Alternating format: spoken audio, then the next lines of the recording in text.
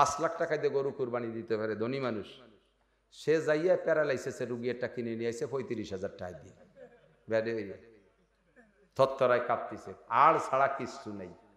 আগের দিন খুঁটির সাথে বাঁধে থুইছে, থরথরায় কাঁপতিছে, নাল আসছে।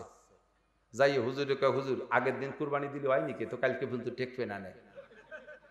আল্লাহ কয়, শয়তান, 5 লাখ টাকা দিয়ে বড় আইডিয়া কুরবানি দিতে হবে, তুই প্যারালাইসিসের রুগী কিনছিস কে? মরবে রাজনীতি, কালকে আর একটা কিনবি। এই সমস্ত কৃপণতা বাদ দেন। এদেশের বহু মানুষের উপরে হজ ফরজ হয়েছে, করেন নাই, বসে রয়েছেন। যাকাত ফরজ হয়েছে, দেন নাই।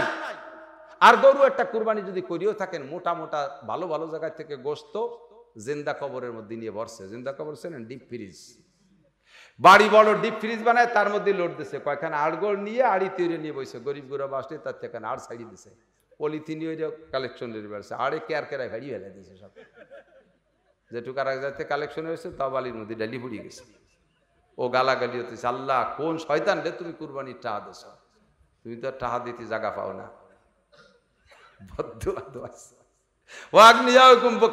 দেশের ধনীরা হবে কৃপণ। উমরুকুম, আরে শেষে যে মাইডা দেশে দিক তাকান, দুনিয়া ধ্বংস হচ্ছে কেন?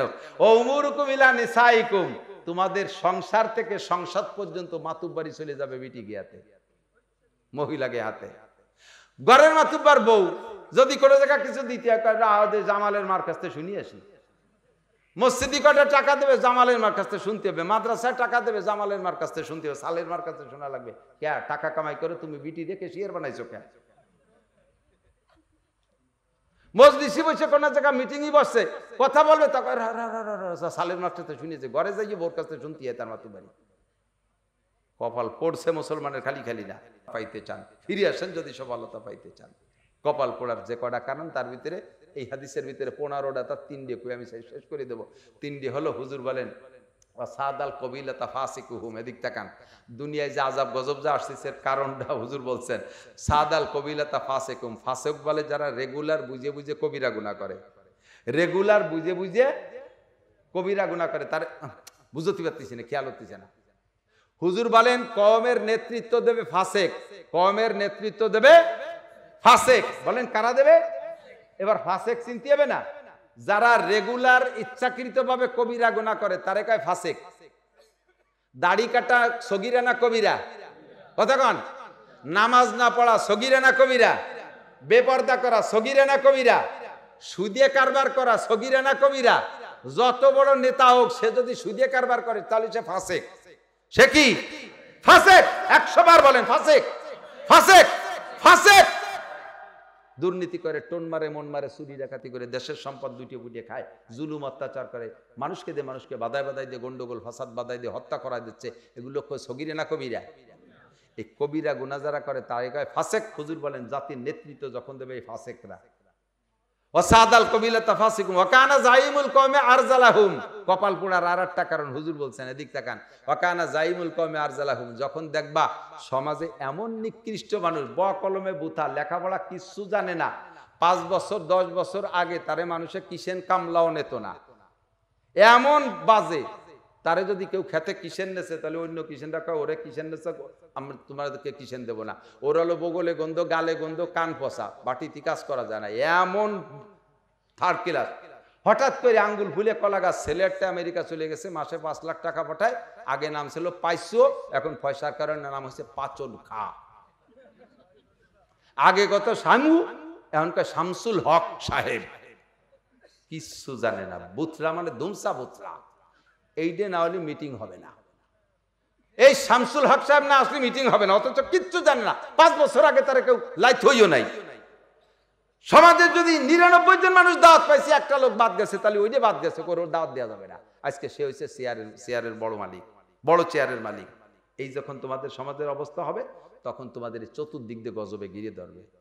3 নম্বরে ওয়া উকরিমার রজুলু মাখাফাতা শাররিহি, এমন মানুষকে তোমরা সম্মান করবা যারে সম্মান করার যোগ্য না, কিন্তু সম্মান করো তারে ক্ষতির ভয়তে।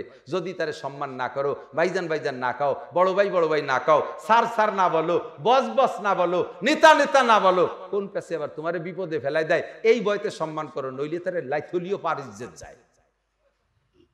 আছে না নাই? আমি কই না, বিশ্ব নবী বলেছেন। কথা সত্যি না মিথ্যা? এই ঘটনা হুজুর বলছেন ঘটবে, আর এখন কি ঘটবে না ঘটছে? আছে না নাই? কথা বলেন। এগুলো সব রানিং হয়ে গেছে না? এরকম 14টা 15টা আছে হাদিসের ভিতরে, সবকটা বলার সময় নাই। যদি শান্তি পাইতে চান এই সমস্ত দুর্নীতিবাজদের হাত থেকে সমাজকে পবিত্র করতে হবে। রাজি আছেন ইনশাআল্লাহ? আল্লাহ কবুল করুক, বলেন আমিন। যদি এই অন্যায়গুলো হয় সমাজে, হুজুর বলেন তখন আসবে রিহান হামরা, বাতাস গরম হয়ে যাবে। বাতাস গরম হয়ে যাবে। সর্বপ্রথম গজব হলো গরম বাতাস। জালঝালা ভূমিকম্প হবে।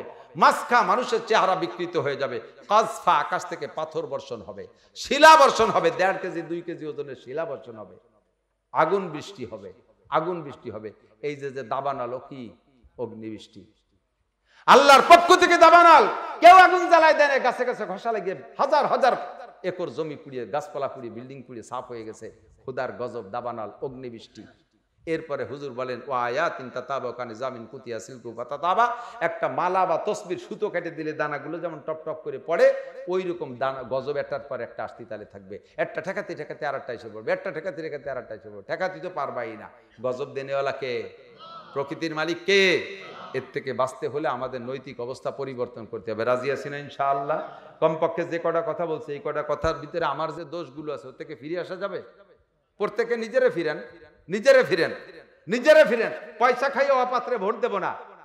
পয়সা খাইয়া অপাত্রে ভোট দিলে ওই অপাত্র যত গুনাহ করবে, আপনি কাবা ঘরের মধ্যে বসে থাকবেন, আপনার আমল নামায় গুনাহ ফিলাক্সি লোড হতে থাকবে। ওখানে বিকাশে চলে যাবে। রকেট নাম দিয়েছে, টাকা পাঠানোর আর এক নাম কি? রকেটের গতিতে চলে যাবে। তুমি কাবার মধ্যে বসে থাকবে, আল্লাহ বিল্লাহ বা এই জায়গায় আকাম এক দামলারে ভোট দিয়ে তুই গেছো, ও দামলা আকাম করতে তালে আছে, তুই জায়গায় বসে তুমি মরছো, কবরেও জাতি থাকবে। সৎকায় জারিয়া। আল্লাহ হেফাজত করুক, বলেন আমিন। তাহলে এবার সিদ্ধান্ত বুঝে শুনে নেবেন। রাজি আছেন না ইনশাআল্লাহ? আমি কোনো হুজুরকে দলে ভোট চাইছি? যদি আমার এই কোরআনের সংবিধান আমলিগ আলারা নিয়ে আসে, তাহলে আমলিগরে ভোট দেবেন। যদি বিএনপি আলা নিয়ে আসে, তারে দেবেন। যদি জাতীয় পার্টি কোরআনের সংবিধান নিয়ে আসে, তাহলে তারে ভোট দেবেন। তবে ধোকা দেবে তারে তো চিনি। গোমটামুড়ি দেশে ভোট চাইয়ে পরে যা তাই, তা তোমরা দেখতে দেখতে বাদ নাই, আমরা চিনিয়ে ফেলাইছি। কাজেই সহি মানুষ যেগুলো, এর ভিতর থেকে যদি কেউ প্রার্থী পান, ভোট দেবেন, নইলে দিয়েন না দরকার। আল্লাহ হেফাজত করুক। 3 নম্বর কথা হলো, এই যে কথাগুলো শুনলে, একটা প্রতিষ্ঠানের অভিলগ্নে মাদ্রাসা আছে, একটা হেফজখানা, 45 বছর মাহফিলের বয়স। আমার মাদ্রাসার বয়স হলো 36-37 বছর। তার ভিতরে শুরু দিয়ে 20 বছর চলে গেছে। 20 বছর চলে গেছে। একটা মক্তব, ছোট্ট একটা ঘর ছিল।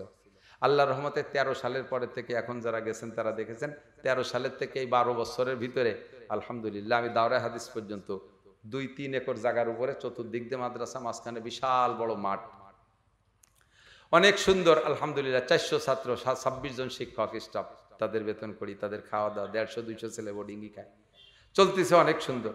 আপনাদের বয়স 45 বছর, কমপক্ষে 3 তলা একটা দালান হওয়া দরকার ছিল, অনেক বড় হওয়া দরকার ছিল, পিছিয়ে পড়ে রলো কেন? তারপরেও যতটুকু হয়েছে অনেক সুন্দর সুন্দর একটা বিল্ডিং করছেন, আর একটা বিল্ডিং এর কাজ চলতেছে।